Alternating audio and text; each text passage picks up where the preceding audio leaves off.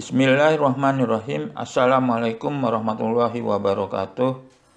Video ini merupakan pernyataan diri dosen dalam unjuk kerja Tridharma Perguruan Tinggi atau disingkat PDD UKT-PT sebagai syarat mengikuti sertifikasi dosen tahun 2022. Saya, Insinyur Muhammad Agus Sutiarso, M.Par, sebagai dosen yang disertifikasi adalah dosen tetap di Prodi Sarjana Terapan Manajemen Pariwisata, Institut Pariwisata dan Bisnis Internasional Denpasar dengan NIDN 0821086301. Saya lahir di Semarang 21 Agustus 1963. S1 Peternakan Universitas Udayana tamat tahun 87. Kemudian S2-nya mengambil di kajian pariwisata Universitas Udayana juga tahun 2004 menyelesaikan studinya. Dan mulai bergabung di IPBI pada 2013 ketika itu masih honor. Kemudian tahun 2018 diangkat menjadi dosen tetap hingga sekarang. Pengalaman saya tahun 88 sampai 97 itu sebagai penulis dan editor di Penerbit Bali Intermedia Jakarta, kemudian tahun 98 sampai 2005 di perusahaan penyewaan mobil Harsh Rent Car and Tour Service, terakhir sebagai manajer operasional, kemudian konsultan pariwisata di Bali dari 2006 sampai 2018, dan dari 2018 sudah menjadi dosen tetap di IPBI, khususnya di Prodi Manajemen Pariwisata. Mata kuliah yang saya ampuh di semester 1 program studi Manajemen Pariwisata di IPBI adalah Geografi Pariwisata dengan bobot SKS 2 SKS. Kompetensi untuk mata kuliah Geografi Pariwisata ini adalah: 1. Mahasiswa mengetahui dan memahami karakteristik sumber daya pariwisata yang ada di setiap wilayah. Kemudian kedua, mahasiswa mengetahui dan memahami karakteristik aktivitas para wisatawan berdasarkan pada asal wisatawan dan tempat tujuan wisatanya. Dan ini yang lebih penting adalah mahasiswa nantinya diharapkan akan terampil dalam mengidentifikasi dan menyusun potensi pariwisata di suatu wilayah. Pokok bahasan dari geografi pariwisata antara lain, minggu pertama diawali pembahasan di kelas mengenai pariwisata dan geografi. Kemudian minggu kedua mengenai teori komponen geografi pariwisata. Kemudian minggu ketiga juga masih di kelas menjelaskan tentang area bangkitan pariwisata atau karakteristik asal wisatawan.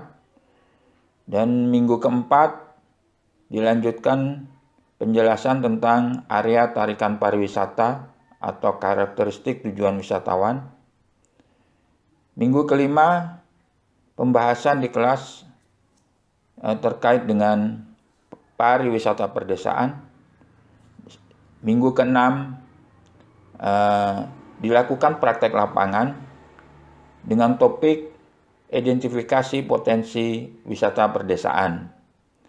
Dan setelah praktek di minggu ketujuh, dilakukan evaluasi tugas di kelas yang dilakukan di kelas untuk membahas menyelesaikan output yang dituju dari praktek lapangan yang telah dilakukan. Kemudian minggu ke-8 dilakukan UTS. Pada pertemuan minggu ke-9 di kelas dijelaskan tentang pariwisata di kawasan lindung. Kemudian pada minggu ke-10 mahasiswa diajak ke lapangan untuk melakukan praktek dengan topik identifikasi komponen pariwisata di kawasan lindung. Dan minggu ke-11 evaluasi tugas. Minggu ke-12 pembahasan tentang pariwisata perkotaan atau pariwisata urban.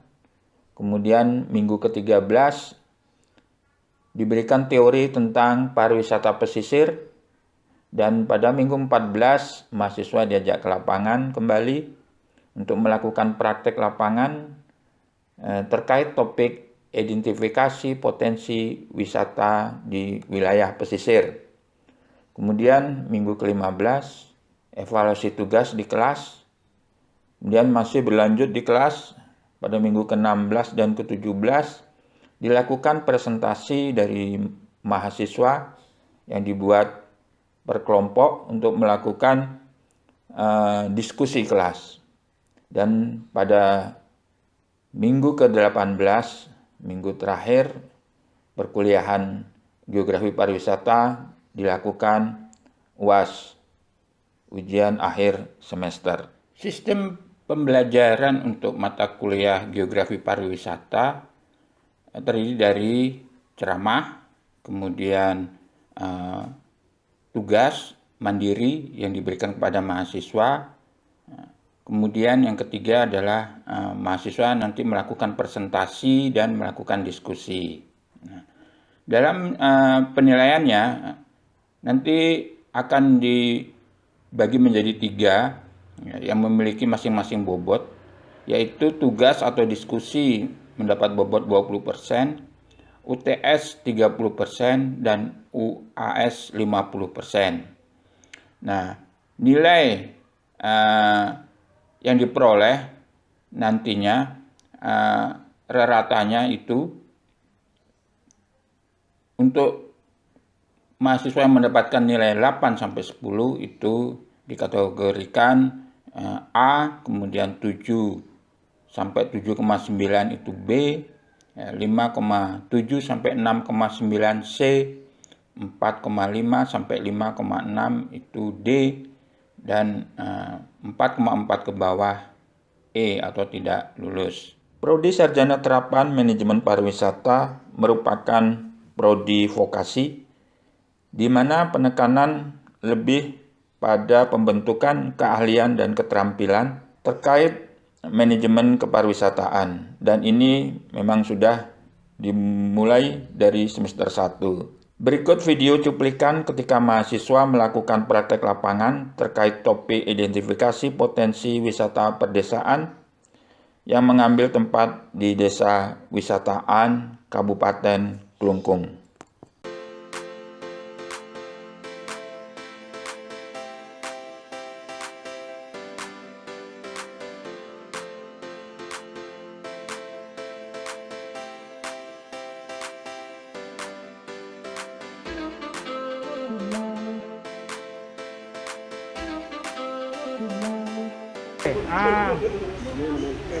Selamat pagi. Hari ini kita berencana ke lapangan, yaitu ini dalam rangka mata kuliah geografi pariwisata praktek lapangan. Ya, jadi kita nanti di lapangan akan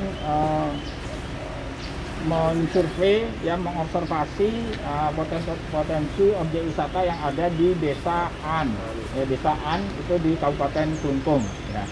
Nah, ketika kalian nanti observasi di potensi wisata yang ada di Desa An, itu berdasarkan pedoman yang sudah saya berikan itu, ya.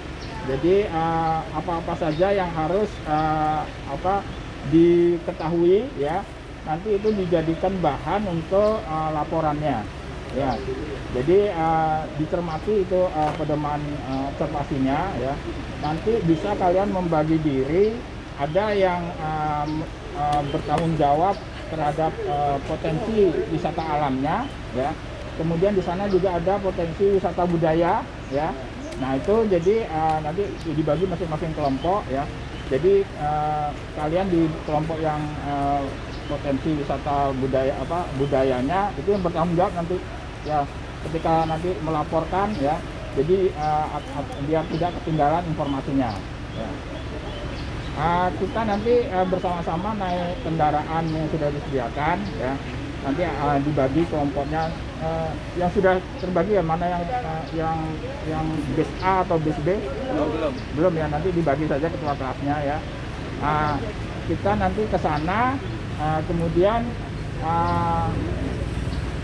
ketika di sana kita kumpul kembali ya, nanti akan diterima oleh Pak Darwisnya ya. Nanti tetap menggunakan ininya ya, seragamnya ya, karena biar identitas kita di lapangan itu bisa tidak ya rapi lah gitu ya, begitu. Tapi sebelum kita ke lapangan, mari kita berdoa bersama agar perjalanan kita selamat sampai tujuan, sehingga sampai juga ke tempat kita semula dan di rumah masing-masing. Oke, mari kita berdoa sesuai dengan agama dan kepercayaan masing-masing. Berdoa mulai. Selesai. Oke, ini semua sudah hadir ya? Semua ya? Aisyah. Di setiap tempat wisata itu beda-beda kelompoknya, Pak? Yang bertanggung jawab kita bareng-bareng sama. Nanti yang bertanggung jawab kepada dari absen aja ya. Ini ada berapa nih absennya? Ada 23, jadi 1 sampai 11 udah berikan ya? Oh ya sudah ya, sudah sesuai itu ya. Ya nanti itu yang bagi diri. Oke. Ya nanti bisa di 3 kelompok ya. Oke. Udah ya? Ada pertanyaan? Tidak, Pak. Tidak ada. Oke, kita langsung menuju mikrobus ya.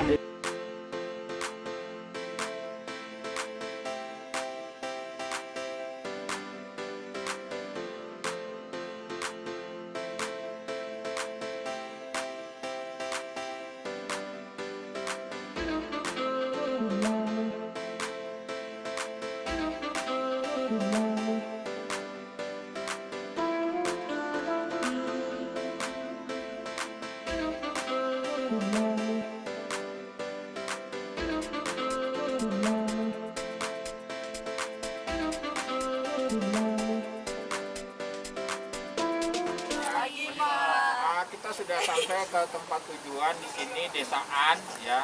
Ini nanti kita pertama akan menuju air terjun ya, air terjun Secret Waterfall ya, desaan ya. Nanti kemudian setelah kita ke air terjun akan nanti diantar, di guide sama Pak Darwis yang desaan. Nanti setelah itu baru naik kembali ke sini. Di sini ada pengolahan kue tradisional laklak ya. Nanti dari sini nanti mungkin akan diarahkan lagi ke mana lagi, ke museum ya? Tidak, ke Petapan, ke budidaya gele. Oh, budidaya Ya. lebah madu gele. gele ya. Nanti bisa kalian juga nyoba madunya. Iya. Kita diberi coba. Panen madunya nanti. Belum panen. Ya, oke. Jadi kita lihat bagaimana budidaya lebah madu itu gele ya. Mungkin ini jenis lebahnya agak beda ya. Jadi kita akan mempelajari juga pembudidayaan lebah gele untuk diambil produksinya, yaitu madu ya. Iya. Ada juga pengolahan menjadi sabun. Menjadi sabun juga. Iya. Apanya itu? Propolis sama madunya. Oh, propolisnya. Oke, jadi bisa semakin halus kulitnya nanti ya? Iya, semakin kinclong, Pak. Kinclong, ya gitu. Terus nanti bonusnya kalau memang adik-adiknya masih fit, kita ajak ke Batu Kembar. Ya. Apa itu Batu Kembar? Bukit Batu Kembar. Levelnya di sana.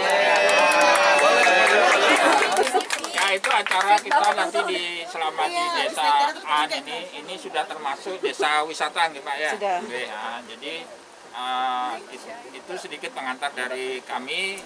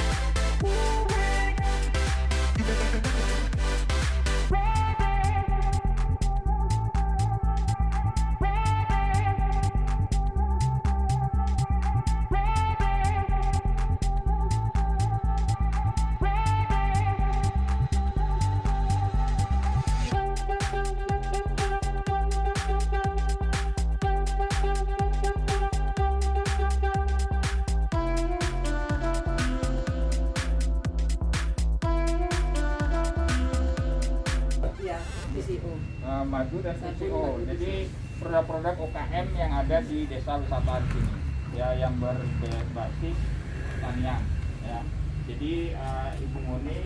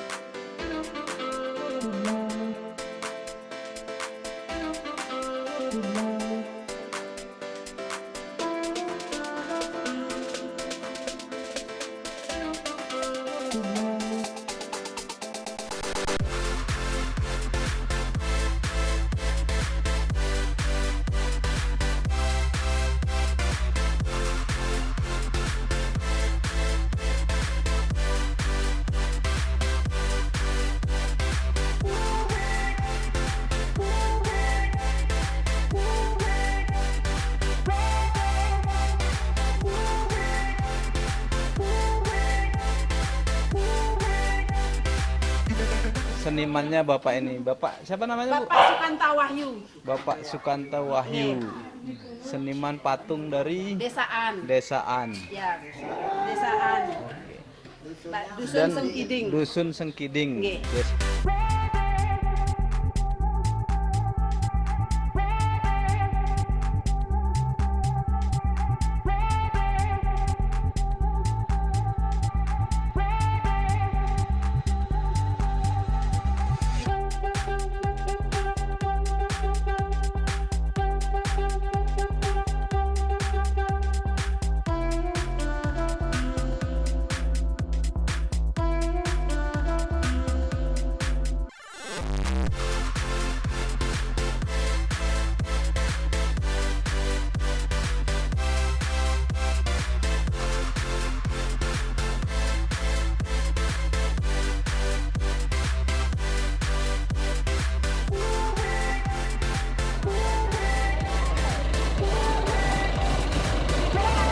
nanti minggu depan kita kuliah, kita diskusikan mengenai hasil tadi di lapangan, ya. Jadi untuk membuat outputnya berupa buku dan laporan, nanti kita diskusi di kelas, ya, untuk menyelesaikan secara bersama. Oke, ada pertanyaan? Oke, sudah semuanya udah tidak ada ketinggalan ini semua, ya. Oke, jadi sampai sore ini kita kerja dulu, ya, praktek kita. Jadi mudah-mudahan kalian kembali dengan selamat, ya, jaga baik-baik. Oke, sampai ketemu minggu depan. Ya, Pak. Ya, selamat sore.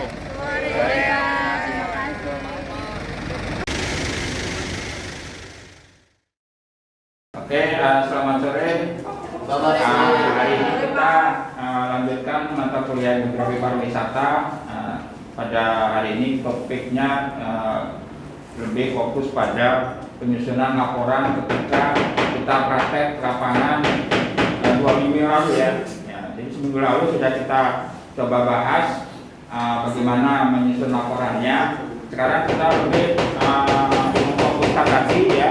Jadi memantapkan lagi untuk menyusun laporan yang terkait dengan laporan tentang konten atau isi dari kita praktek kemarin. Jadi bukan laporan yang terkait dengan laporan keuangan. Ya. Kalau sebelumnya Ketua Kelas sudah sempat menghubungi saya, contoh laporan itu LPG, ya, laporan untuk pertanggungjawaban kegiatan. Jadi di sini dalam praktek itu nanti akan kalian temukan nanti praktek-praktek berikutnya mata kuliah yang lainnya itu. Jadi ada laporan LPG, ya, itu laporan pertanggungjawaban kegiatan kalian yang selama melakukan praktek lapangan. Kemudian yang kedua adalah output yang terkait dengan output praktek lapangan, yaitu berupa laporan dari materi, ya, pembelajaran yang diperoleh ketika kita melakukan praktek lapangan. Nah, kemudian output kedua adalah output tambahan.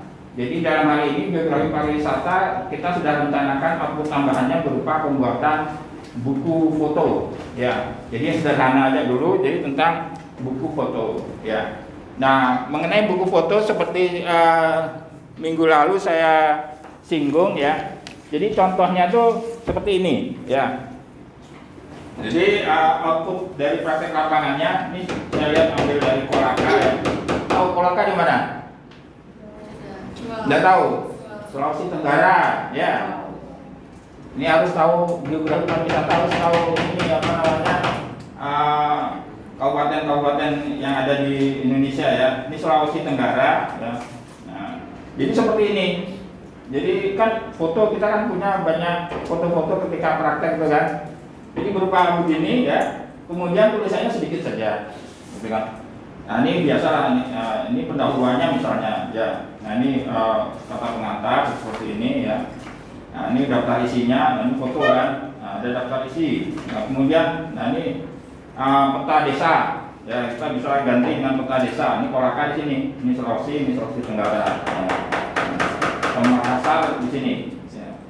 Nah ini jadi pendahuluannya misalnya segini, ya. Nanti ada gambar, ada foto. Nah, ini dia lebih banyak fotonya, gambarnya, ya. Jadi desainnya seperti ini, ya. Ini output selain output laporan tentang materi pembelajaran yang ada atau yang terkait kita dapatkan dari praktek lapangan, ya. Jadi kita ke sana kan ada sasaran atau tujuan yang kita di lapangan itu, ya. Yang kita tuju pertama adalah potensi wisata alam. Jadi berupa apa? Air terjunnya, ya. Kemudian yang kedua potensi wisata buatan yang di apa namanya? Petapan Park, ya. Kemudian yang ketiga potensi wisata budaya. Itu apa namanya patung-patung itu? Museum Sukanto, ya, itu kan. Nah itu ketiga itu, ya, kita nanti pilah-pilah ininya judulnya. Jadi misalnya potensi wisata alam di desa An, gitu, ya. Jadi itu foto-foto yang terkait dengan wisata alam di sana, yaitu air terjun segala macam, ya, yang kita datangi itu. Kemudian budaya yang itu Sukanto, kemudian yang buatan itu di Petapan Park, gitu kan. Nah itu kita jelaskan di sini, ya. Nantinya kalau kita tidak sampai pada penerbitan atau mencetak bukunya, itu bisa berupa file hidup tuh, apa namanya, e-file. Jadi kalau e-book, ya. Jadi e-book itu kan bisa kalau di program ada namanya isu, ya. Isu itu isu.com. Itu kalau kita pencet itu dia bisa seperti buku, dia bisa serayat, gitu kan. Pernah tahu kan, ya? Terus kita pencet lagi dia bisa membuka begini, gitu. Nah, jadi kita tidak perlu mencetaknya, ya. Jadi hanya berupa file itu kita bisa itu berupa e-book, ya. Jadi kita bisa kirim, kita bisa ke istilahnya kita itu anggap itu dipublish, ya. Jadi itu bisa kita kirim kemana-mana, gitu kan. Jadi berupa e-book, gitu kan. Seperti itu. Ini contoh. Ini masalah bentuk memang bisa seperti ini. Ada juga yang seperti ini, ya. Nah, ini seperti biasa, ya. Ini Jogja, ya. Nah, ini kan banyak seperti ini juga foto, banyak foto. Ini ada tulisan, nanti tulisannya agak digedein biar Kalau tulisannya cuma sedikit kita bisa atur gitu kan, agak diperbesar fontnya gitu kan. Tapi yang jelas banyak foto-fotonya ya. Jadi kita coba ke sana. Nanti budaya apa kita coba explore juga di sana. Nah ini makanya perlu adanya komunikasi dengan orang lokal sana melalui kepala desa dulu.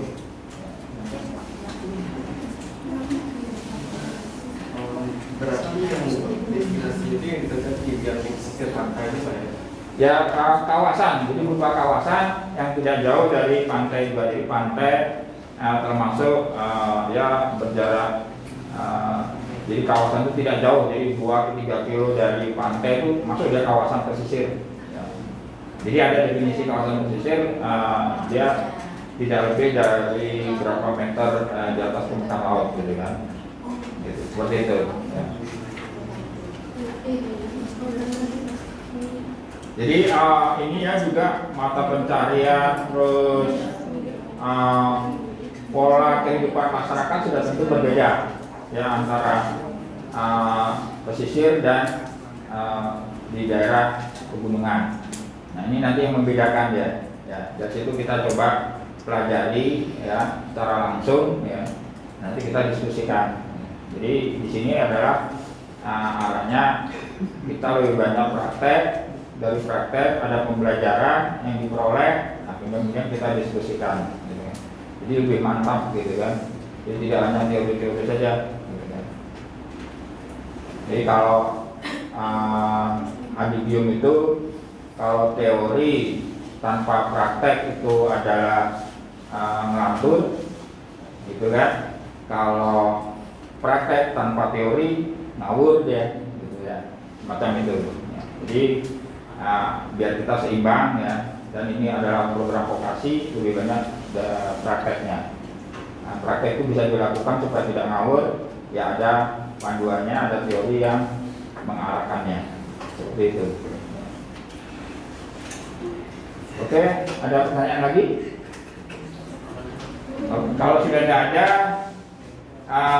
saya akhiri pertemuan kita sore hari ini ya. Terima kasih atas perhatiannya. Sampai jumpa minggu depan. Oke.